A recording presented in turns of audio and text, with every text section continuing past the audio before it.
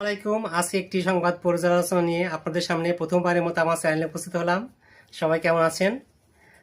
সংবাদটি হচ্ছে 24 পরবর্তী সরকারের আসার পরে পল্লী বিদ্যুতের কিছু অসাধু কর্তা এবং কর্মচারীর বিরুদ্ধে যারা আন্দোলন করেছিল তাদেরকে চাকরিচ্যুত করা হয়েছে, তাদেরকে জেল খাটানো হয়েছে এবং বিভিন্ন জায়গায় ট্রান্সফার বদলি করা হয়েছে।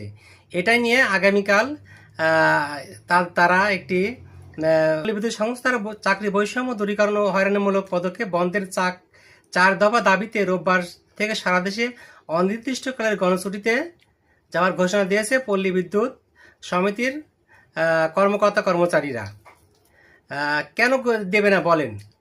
তারা তো অবৈধ সরকারের যারা ছিল, যারা ঘুষখোর দুর্নীতিবাজ কর্মকর্তা ছিল, তাদের বিরুদ্ধে তো আন্দোলন করেছিল, কিন্তু আন্দোলনের সময় তাদেরকে যারা অসাধু এবং দুর্নীতিবাজ কর্মকর্তা কর্মচারী ছিল তাদেরকে চাকরিচ্যুত করেছে। তারা যেহেতু বড় বড় পোস্টে ছিল, চাকরিচ্যুত করেছে এবং তাদেরকে বিভিন্ন জায়গায় বদলি ট্রান্সফার করেছে এবং তাদেরকে অনেক সময় জেলও খাটিয়েছে।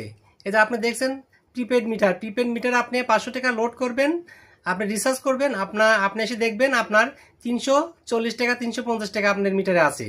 এটাই তো দুর্নীতি। এইসব দুর্নীতির বিরুদ্ধে যখনই সোচ্চার হয়েছে তাদেরকে চাকরিচ্যুত করেছে, তাদেরকে বদলি করেছে, তাদেরকে জেল খাটিয়েছে কেস মামলা দিয়ে। তো এই জন্যই এই আন্দোলন আমি মনে করি সরকারের আদৌ যদি সদয় হয় তাহলে আজকে রাতের ভিতরে এই বিষয়টি সমাধান করে ফেলবে, যাতে আন্দোলনটা না হয়।